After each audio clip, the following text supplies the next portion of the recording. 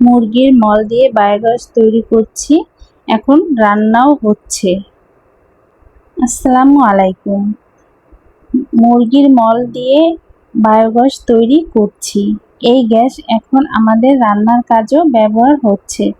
এতে পরিবেশ ভালো থাকে, আবার জ্বালানি হিসেবে খরচও কমে যায় রান্নার কাজে।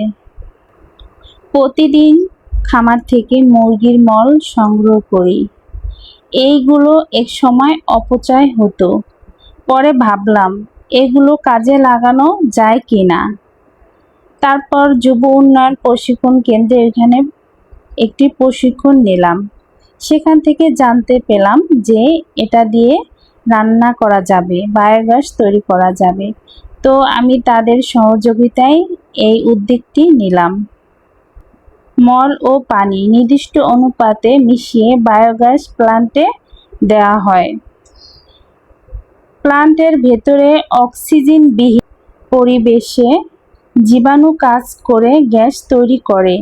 কয়েক সপ্তাহ পরে সেই গ্যাস পাইপের মাধ্যমে জমা হয় এবং রান্নার চুলায় ব্যবহার করা যায়। এখন বায়োগ্যাস দিয়ে রান্না করছি। এতে এলপিজি এবং কাঠের জ্বালানির খরচটা কমে যায়। দেখা যায় এই প্ল্যানের জন্যে আমাদের বজ্র ব্যবস্থাপনাটাও খুব সুন্দর হচ্ছে, যেখানে কোনো দুর্গন্ধ ছড়াচ্ছে না, পরিবেশকে রাখছে জীবাণুমুক্ত। খামারের বজ্রকে সম্পদে রূপান্তর করা সম্ভব, ইচ্ছা আর সঠিক পরিকল্পনা থাকলে। গরু ও মুরগির মল থেকে মূল্যবান জ্বালানি পাওয়া যায়। খামারের বজ্র আর নয় অপচয়। গরু ও মুরগির মল দিয়ে তৈরি করেছি বায়োগ্যাস, এখন সেই গ্যাসেই হবে রান্না। এই বজ্র থেকে আমরা দুইটি সম্পদ পাচ্ছি।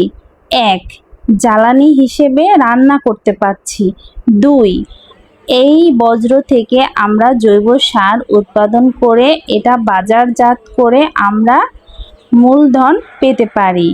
তাই অবশ্যই আমরা সঠিক চিন্তা ভাবনা করে যদি সঠিক ডিসিশন নিই, তাহলে অবশ্যই আমরা কিছু আয় করতে পারবো, যেগুলি আমাদের অপচয় হয়।